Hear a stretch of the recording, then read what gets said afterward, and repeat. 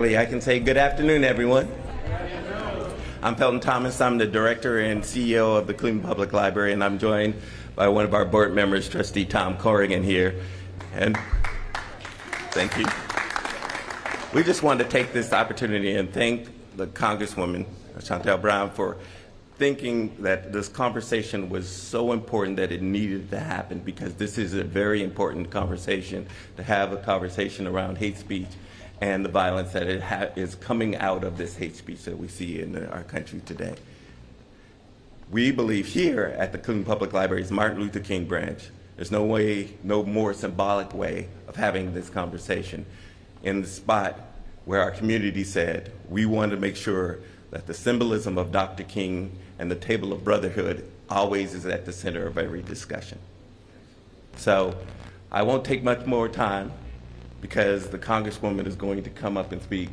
But I just want to personally thank the Congresswoman, because there has been no better supporter of libraries and free speech in libraries than the Congresswoman. She does all her meetings with us at the library, so we just are very appreciative of her. So with no further ado, the Congresswoman from the 11th District of Ohio, Chantel Brown.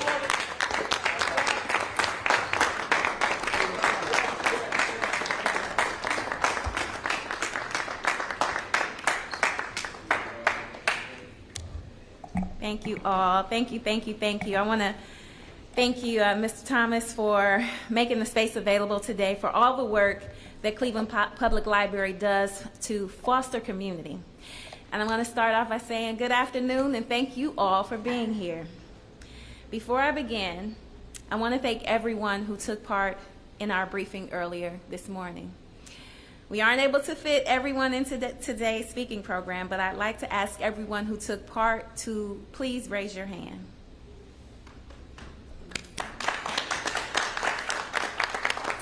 And I would say if any of the press here would like to speak with any of our participants directly, I'm sure they would be happy to speak with you.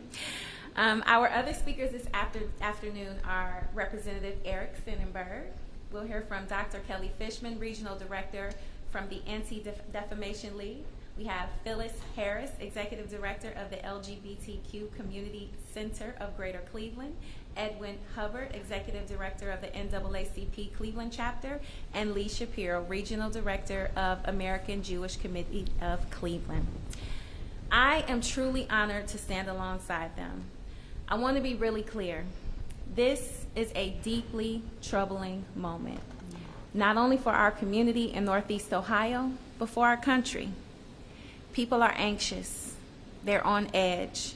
They're looking around and asking, is this the community I grew up in? Is this the America I believe in? Last month, a deeply disturbing incident occurred at the Beachwood Library. A man checked out 100 books. 100 books focused on Jewish, Black, and LGBTQ topics. Not to read, not to study, not to learn, but to burn. And he live streamed this hateful act. One act, one person. But it is part of a rising pattern, a pattern that shows up in neo-Nazis marching in Columbus last November and in bomb threats made to synagogues here in Northeast Ohio.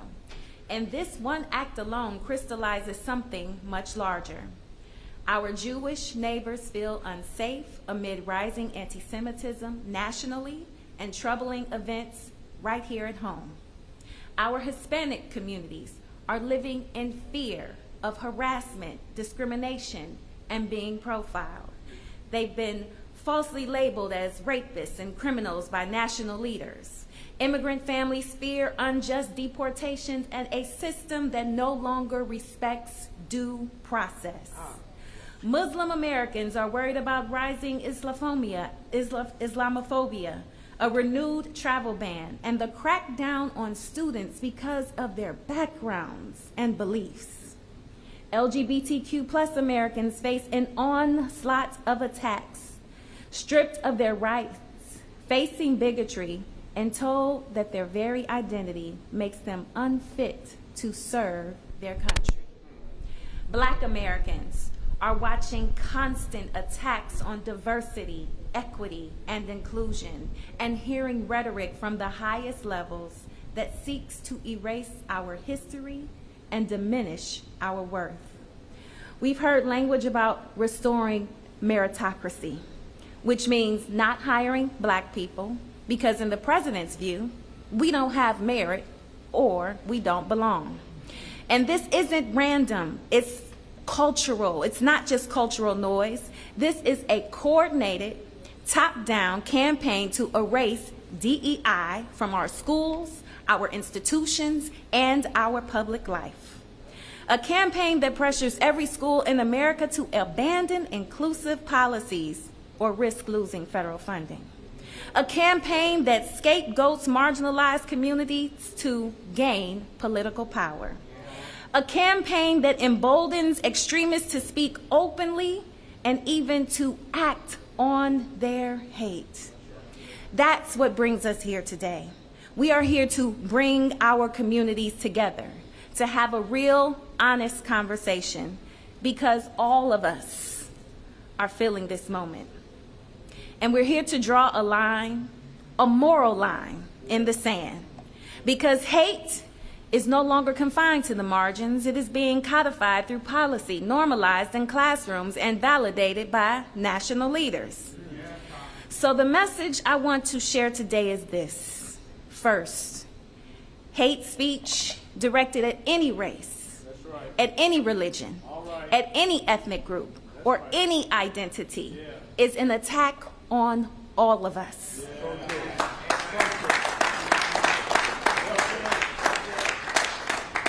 And it is on all of us in Northeast Ohio to condemn it, not just when it targets our group, but every time and everywhere. Second, while I understand that this is not all about politics, the federal government is the single most powerful institution we have in this country. And right now, it's being weaponized to push an agenda that punishes diversity and hurts the communities who rely on public services like Medicaid, SNAP, and public education. That's right. And I'm going to take this back to Washington and keep fighting this agenda because it is wrong. And third, we have to defend and demand the teaching, diversity, tolerance, and inclusion in our schools, in our libraries, in our institution, and in every corner of our community.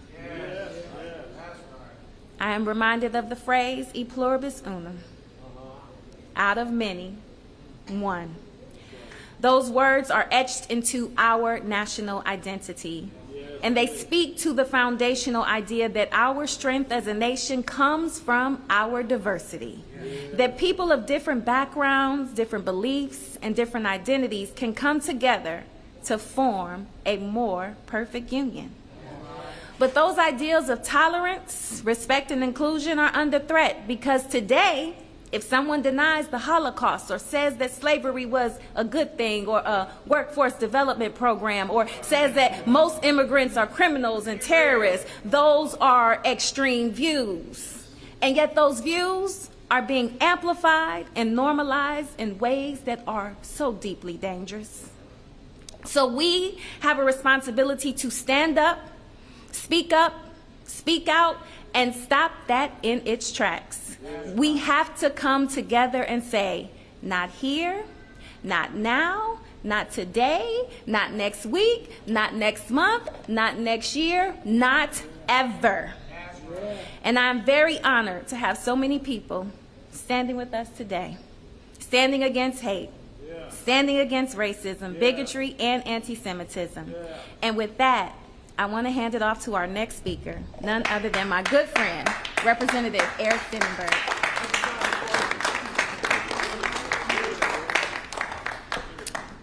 Congresswoman Brown, thank you very much for inviting me to speak today and for this important roundtable that we had before this earlier today, and for all of those that participated in the roundtable. I'm State Representative Eric Sennenberg, and I represent the 21st Ohio House District, which is part of Cleveland, Euclid, South Euclid, Lyndhurst, Beachwood, and University Heights. And again, thank you for this opportunity to come together today to have an honest, and parts of it were a difficult conversation. As you had mentioned, Congresswoman, not long ago, my own city of Beachwood was shaken by a disturbing act of hate. Someone checked out 100 books from our public library whose contents related to the Jewish community, the Black community, and the LGBTQ plus community, as well as other marginalized communities, and burned those very books. It was an act of hate on identity, on history, and on people. In our community, and in my community, I represent a very large Jewish community. We live with a quiet truth. We spend time, energy, and money just to feel safe. We have to secure our synagogues, our schools, our community centers, not because we want to, but because we have to, so that we can protect our children and our families. That's a weight that we carry every day, and no community should have to live like that. But this isn't just our story. Marginalized communities across the state and country face similar hostility today more than ever. LGBTQ Ohioans face threats just for being who they are. The Black community still bears the weight of systemic injustice and targeted violence. The Hispanic community and the Asian communities face discrimination. Hate takes many forms. And the only way we push back is by showing up for one another, just like we are here today. Because when we stand together, we are stronger than hate. Love beats hate every time. And we will not and cannot be torn down. Thank you, and I'd next like to introduce Edwin Hubbard, Executive Director of the NAACP.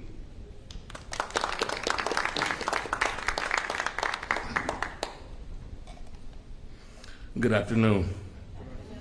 My name is Edwin Hubbard Jr., and I'm the Executive Director of the Cleveland branch NAACP. Today, I stand on behalf of the President of our branch, William Tarter Jr., who was not able to make it, and on behalf of our entire Executive Committee. I would like to thank Congresswoman Brown for the invitation to speak to you today. As a branch, the Cleveland NAACP is deeply troubled by media reports of a situation where 100 books related to the Black history, Jewish history, and LGBTQIA related books were reportedly burned. The burning of the books is a tragedy, but make no mistakes, the reported action of burning books from these communities is in line with the disturbing trend to erase the communities from our collective American history. But we must always remember that the history of these communities has been and will remain a part of American history. The stories of these communities are American stories. We will be monitoring the situation and as the investigation continues. In the meantime, we must also take the opportunity to use our words to fight against hate with joy, to share our collective history, and uplift each other even in these challenging times. We invite the community to join us at our Teach the Truth Day of Action, Saturday, June 7th from 10 to 2 at Forest Hill Presbyterian Church, where we uplift and empower our students and community members in celebrating the joy of learning and underscoring the importance of knowing our history, and also celebrating on June 7th in solidarity with the LGBTQIA community. The NAACP will be participating in Pride. And we encourage you to participate in Pride and take pride in our community. And then the 21st, the Cleveland NAACP will host this Freedom Fund dinner, which will feature Nicole Hannah-Jones, the author of the 1619 Project. And this is important as we continue to have conversation about preserving the very history, the very American history of our country. I want to stand before you now. Hatred never was accepted, never should be accepted, and never should be tolerated again. And as an organization, I vow as an individual and as a part of an organization, the oldest civil rights organization in the United States, that we will continue to be present and stand beside our brothers and sisters and fight hate and meet it right where it stands.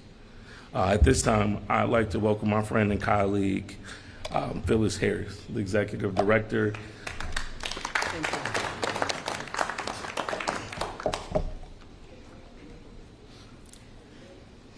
Thank you for that. I really want to reiterate some of what I shared earlier as we met around our call to action, and that is to first say good afternoon and thank you for showing up. I want to thank Congresswoman Brown for bringing us together here today. I want to thank you all who have included LGBTQ folks in this effort today in a way that really makes it easier for me to stand in front of you and show you who I am as a leader, and that we are in solidarity with anyone who's doing any work against hate. We're not just leaders, but we're people who care deeply about justice, safety, and community. What brings us here is heartbreaking. A rising tide of hate speech, violence, and fear that targets Black people, Jewish people, trans people, immigrants, queer folks, Muslims, disabled folks, and seeks to divide us all. Right? That is the power of it. But what keeps us here is what I want to talk about, and what got me up to be here and deal with my own anxiety around public speaking, is because what keeps us here, what holds us together, is stronger than hate, right? What keeps us here, what keeps you all showing up, is stronger than the hate that we are feeling right now and have felt in our history. It's our shared humanity. When people talk about trans people and how they're being legislated and their lives are being politicized, one only needs to get to the humanity of that individual to see that what's happening is wrong.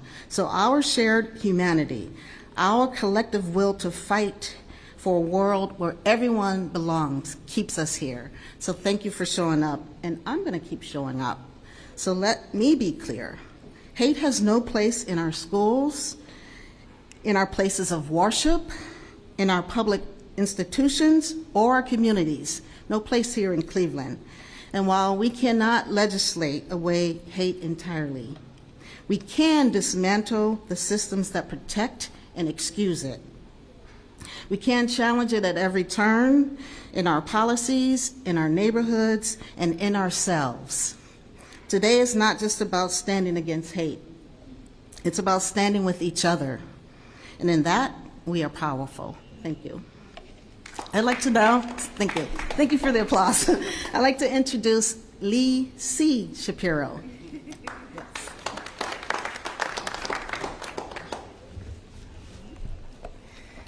Good afternoon. I'm Lacey Shapiro, Director of American Jewish Committee, AJC's Cleveland office.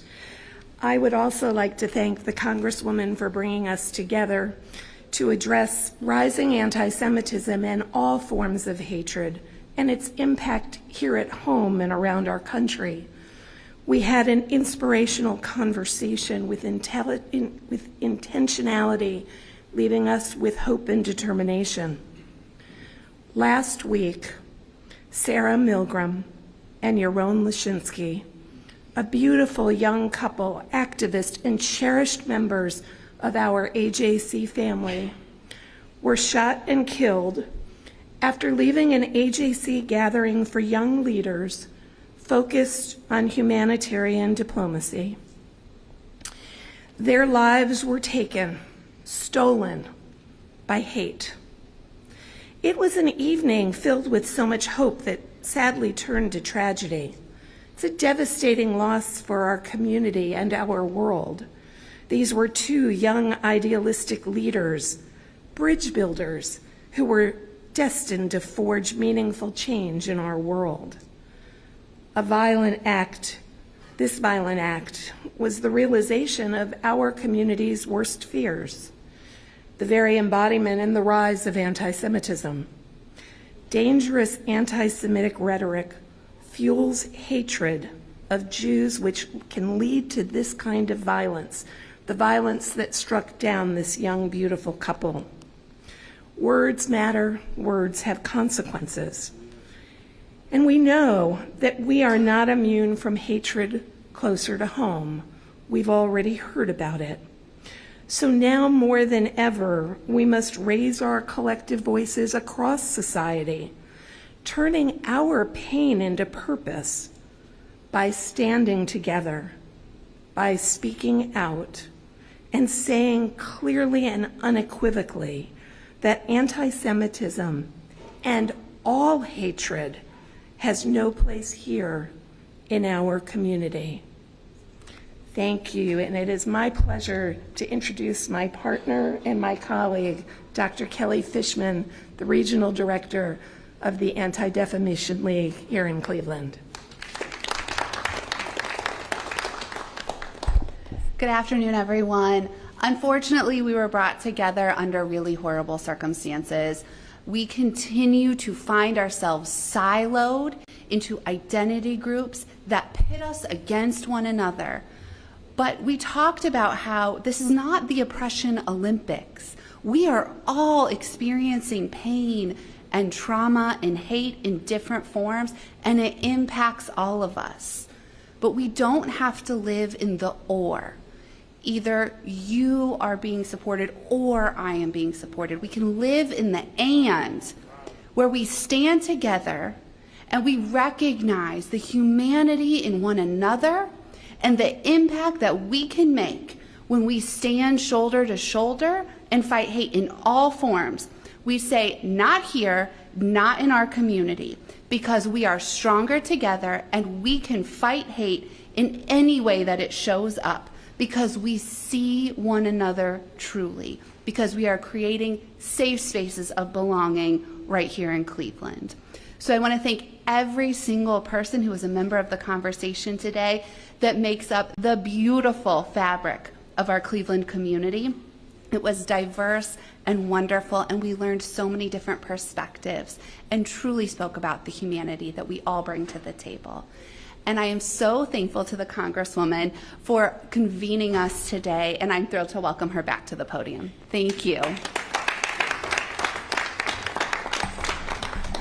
Thank you again to all of our speakers. One key takeaway from the event is that it's really important for us to be united.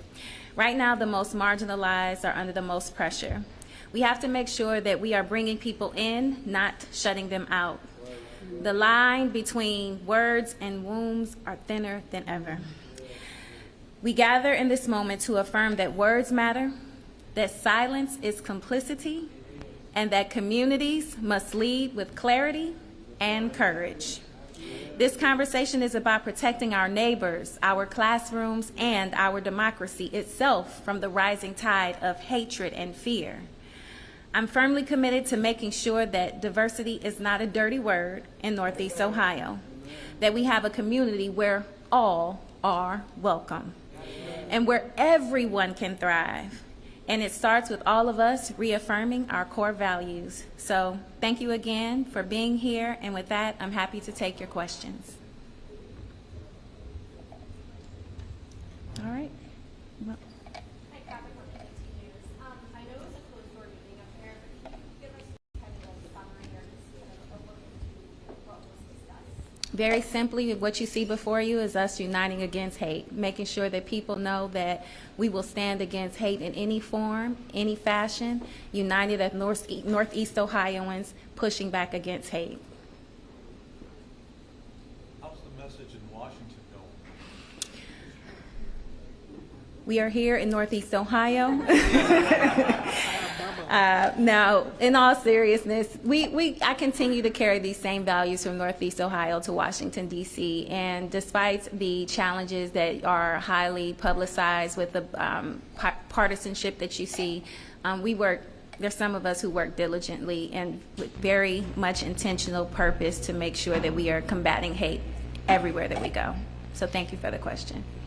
Yes. What future plans or events, if any, do you have to continue this fight? We have had some discussions around continuing to convene this group, and so I will do everything that I can as a federal legislator to support and put forth and introduce letters and holding folks accountable in Washington, D.C. I sit on the Oversight Committee, so I'm proud to say that we have introduced legislation around issues that concerning this administration, and I will continue to do that. But locally, I am confident that this group will continue to take steps towards collaborating in other spaces to continue this conversation. This will not be a one-time thing. All right. Thank you all. Thank you. Thank you. Thank you.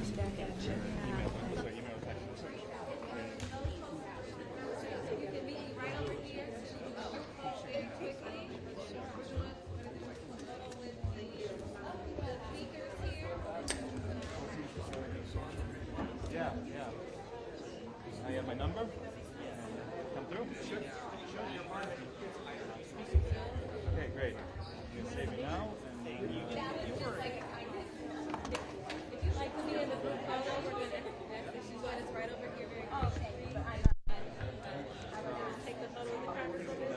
Jealous. My three grandkids are in this room, so I had to fly 6,000 miles for it. All right, bye.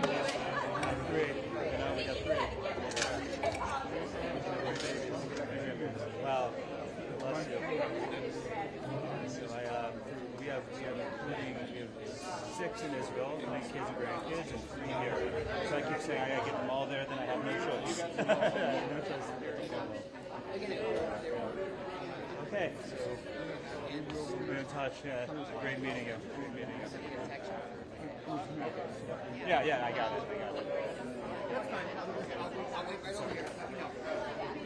I really want a picture of us over here.